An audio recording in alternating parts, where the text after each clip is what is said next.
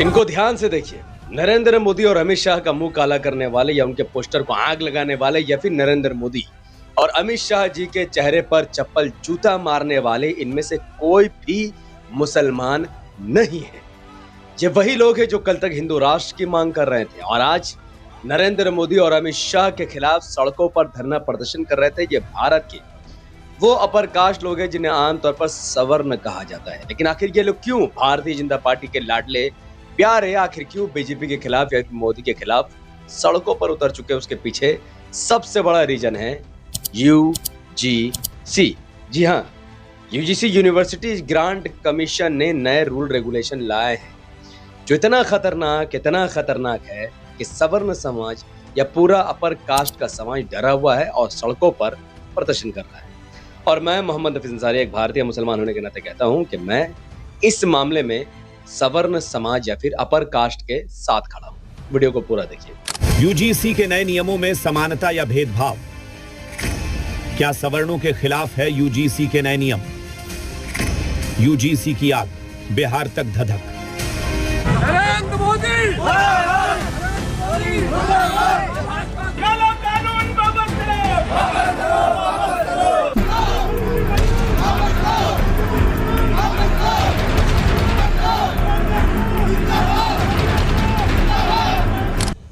Video शुरू करने से पहले अस्सलाम वालेकुम रहमतुल्लाहि व बरकातहू। अल्लाह के नाम से शुरू जो बड़ा मेहरबान और निहायत रहम करने वाला है।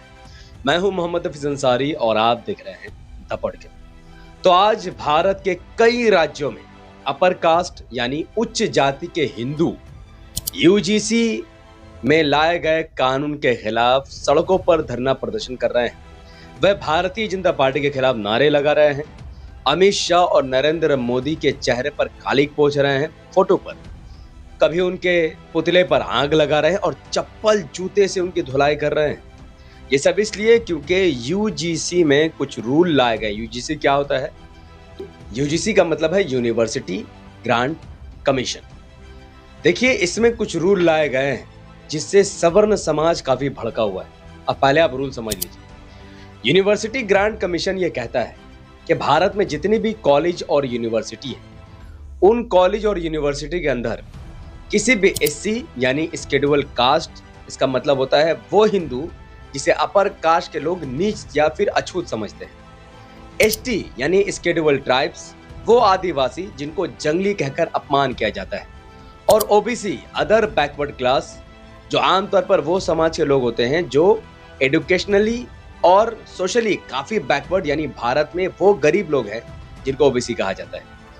और यूजीसी के नियमों के तहत इन तीनों के अलावा अगर कोई अपाहिज इंसान है, उसका भी अगर कोई मजाक उड़ाएगा, यानी अगर कोई व्यक्ति, अगर कोई जनरल कैटेगरी का आदमी, यानी अगर कोई अपर कास्ट का व्यक्ति एसटी, एससी और ओबीसी और किसी अपाहिज व्यक्ति का मजाक उड़ाएगा कॉलेज और यूनिवर्सिटी में, उस पर सख्त एक्शन लिया जाएगा। अब आप सोचोगे यार, ये तो बहुत अच्छा कानून है, इससे किसी भी दलित को मजाक नहीं उड़ाया जाएगा, किसी आदिवासी को जंगली नहीं बोला जाएगा, किसी ओबीसी का मजाक नहीं उड़ाया जाएगा और किसी अपाहिज व्यक्ति का मजाक नहीं उड़ाया जाएगा। फिर क्यों आखिर अपर कास्ट के लोग और सवर्ण समाज के लोग सड़कों पर उतरे हुए हैं? उसके पीछे के रीजन इसी बिल के अंदर मौजूद है। देखिए, यूजीसी में जो कानून ऐड किए गए हैं उसके अनुसार अगर कोई व्यक्ति ओबीसी, एससी, एसटी या फिर डिसेबिलिटी पर्सन का मजाक उड़ाता है तो ये कंप्लेन, माफ करना, उस कॉलेज और यूनिवर्सिटी में एक कमेटी बनाई जाएगी। उस कमेटी के अंदर हर समाज के लोग होंगे। एससी का भी व्यक्ति होगा, एसटी का भी व्यक्ति होगा, ओबीसी का भी होगा और डिसेबिलिटी का भी होगा। वो पैनल के पास अगर कोई कंप्लेन लेकर आता है कि किसी अपर कास्ट ने या फिर किसी जनरल कैटेगरी के व्यक्ति ने मेरा मजाक उड़ाया है धर्म के बुनियाद पर, जाति के बुनियाद पर, या मैं अपाहिज हूं इसलिए या मैं आदिवासी हूं इसलिए, तो वो पैनल, वो कमेटी 24 घंटे के अंदर इस पर एक मीटिंग बुलाएगी और 7 से 15 दिनों के अंदर अंदर वो फैसला लेगी क्या वाकई में दोषी है या नहीं। और अगर दोष पाया जाएगा तो इस पर कार्रवाई होगी, या तो उसको सस्पेंड कर दिया जाएगा या तो उसे एससी एसटी प्रिवेंशन एक्ट के तहत 2-3 साल के लिए जेल में भेज दिया जाएगा। अब अपर कास्ट के जो लोग हैं वो भड़के हुए हैं इसलिए क्योंकि सरकार ये कहती है कि अगर अगर किसी कॉलेज और किसी यूनिवर्सिटी में इन नियमों को सख्त तरीके से लागू नहीं किया गया और सजा नहीं दी गई उन लोगों पर जो जातिगत तरीके से लोगों को गाली देते हैं, तो उस कॉलेज और उस यूनिवर्सिटी का ओहदा ही खत्म कर दिया जाएगा, उसकी डिग्री छीन ली जाएगी, उसका फंड रोक दिया जाएगा, उसके कॉलेज और यूनिवर्सिटी होने का मान्यता ही खत्म कर दिया जाएगा। अपर कास्ट के लोग भड़के हुए हैं कि आप मान लीजिए अगर कोई व्यक्ति फॉल्स एलिगेशन लगाता है, यानी कोई एससी समाज का व्यक्ति एसटी समाज या फिर ओबीसी या फिर कोई अपाहिज व्यक्ति सिर्फ इसलिए कंप्लेन कर रहा है क्योंकि वो उसका दुश्मन है या उससे कोई जातिगत भेदभाव कुछ भी मैटर है, उसने कुछ ही नहीं किया और वो कहता है कि नहीं वो अपर कास्ट के व्यक्ति ने मुझे अपाहिज बोला है, और उसके ये कहने की वजह से अगर वो कमिटी जो बनाई जा रही है हर कॉलेज और यूनिवर्सिटी के अंदर और वो उसको दोषी मान लेगा, तो भाई उस तो अपर कास्ट के व्यक्ति का तो जिंदगी खराब हो जाएगा। इसीलिए अपर कास्ट के लोग रैली निकाल रहे हैं। वो कह रहे हैं कि अब हमारी जो जिंदगी है वो खतरे में आ चुकी है, हमें लोग गलत नज़र से देखेंगे। लेकिन देखिए, जो भीड़ इस वक्त सड़कों पर है और जो लोग प्रदर्शन कर रहे हैं उनमें से 90% वाकई में ऐसे लोग हैं जो जाति पाति को नहीं मानते। वो स्टूडेंट्स हैं और वो अपने भविष्य के लिए लड़ रहे हैं। लेकिन उनमें 10% ऐसे लोग भी हैं जो जाति प्रथा मानते हैं और जात पात के नाम पर अपने ही समाज के कुछ लोगों को अछूत मानते हैं, उसके हाथ से पानी नहीं पीते, उनके घर नहीं जाते, इवन उनके साथ भेदभाव करते हैं और उनके साथ क्राइम भी करते हैं। तो एक बात तो सही है कि अगर कोई फॉल्स एलिगेशन लगाएगा तो उस पर सरकार को कुछ उस बिल में डालना चाहिए। और मेरा ये मानना है कि जितने लोग आज सड़कों पर है, देखिए आपका सम्मान है, संविधान आपको राइट देता है।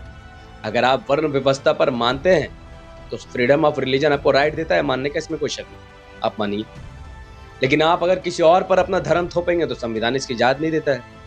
लेकिन अगर आपने कुछ गलत नहीं किया है, आपने किसी के साथ भेदभाव नहीं किया है, किसी को जातिगत गालियां नहीं दी है, किसी को अछूत नहीं माना, किसी को अपाहिज नहीं बोला, किसी को जंगली नहीं बोला, और आप जात पात से एकदम दूर हैं, आप सिर्फ पढ़ाई करना चाहते हैं, तो फिर आपको सड़कों पर उतरने का क्या मतलब? जो व्यक्ति जात पात में नहीं मानता और जो व्यक्ति क्राइम नहीं करता, ना वो करने वाला है, उसको इस बिल से कोई फर्क नहीं पड़ेगा। वो स्कूल, कॉलेज, हॉस्पिटल, यूनिवर्सिटी जाएगा, पढ़ेगा और कामयाब बनेगा। लेकिन जो व्यक्ति जिसके मुंह में बैठा हुआ है जातिगत गालियां, जिसके मुंह में बैठा हुआ है लोगों के आस्था के साथ खिलवाड़ करना, जिसके मुंह में बैठा हुआ है आदिवासियों को जंगली बोलने, जिसके मुंह में बैठा हुआ है लंगड़े लुल्लों को मजाक उड़ाना, उनको प्रॉब्लम है। तो भारतीय जनता पार्टी की सरकार अब खतरे में आ चुकी है, बिकॉज ये वो समाज के लोग हैं अपर कास्ट जिनका वोट शेयर एक्चुअली में भारतीय जनता पार्टी को ही जाता है। 60% भारत के अपर कास्ट हिंदू अपना वोट बीजेपी को करते हैं, जबकि शेड्यूल कास्ट का वोट बीजेपी से काफी हद तक घसक गया है। इसीलिए बीजेपी इस नियम को सख्त लागू कर रही है।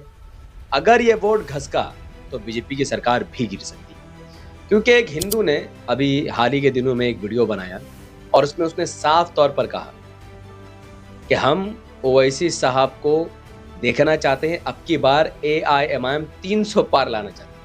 अब वीडियो को सुन लीजिए।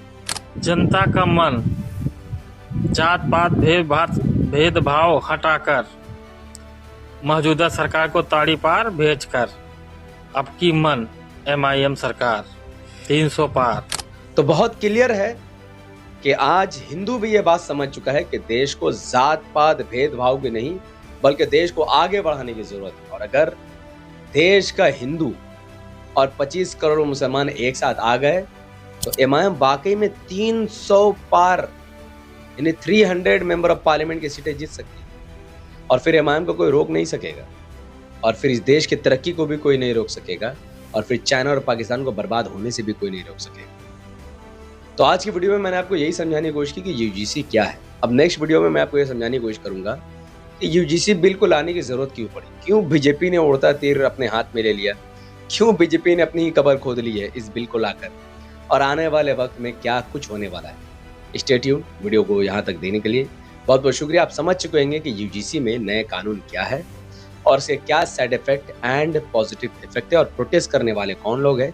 और एज अ भारतीय मुसलमान हम खुद भी नहीं चाहते कि किसी कानून से किसी भी व्यक्ति को नुकसान हो, चाहे वो अपर कास्ट का ही क्यों ना हो। बहुत बहुत शुक्रिया। वीडियो को अंत तक देखने के लिए शुक्रिया। अस्सलाम वालेकुम व बरकात। मैं था मोहम्मद अंसारी, आप जय हिंद।